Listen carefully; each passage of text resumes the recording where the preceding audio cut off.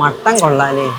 അതൊക്കെ പറ, ആരും കേൾക്കും. എടാ 30 കിലോമീറ്റർ താണ്ടി നമ്മൾ ഇവിടെ വന്നിട്ട് ആരെങ്കിലും പിടിച്ച അത് വിധിയാന്ന് മാത്രം കരുതിയാ മതി. പെട്ട് അതാരാ വരുന്നത്?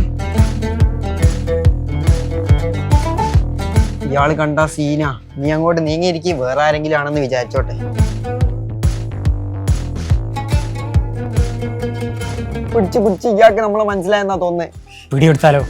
കാലൊടിച്ച് കരഞ്ഞ ആരോടും ഇയാൾ പറയൂല. ഷർട്ടിൽ മൊത്തം കറാണല്ലോ മോനെ.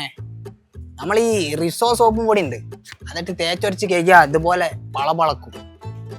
നമ്മളങ്ങനെ ഫ്രീ ഉപദേശമൊന്നും കൊടുക്കലില്ല. പിന്നെ മോൻ്റെ പല്ല് കുറച്ച് താഴതാണെങ്കിൽ നമ്മുടെ നാട്ടിലൊരു തല തെറിച്ച ചെക്കനുണ്ട്, അവൻ്റെ അതേമാതിരിയാണ്. കണ്ടപ്പോൾ ഞാൻ അവനാന്നാ വിചാരിച്ചേ. ശരി മക്കളെ, ശരി.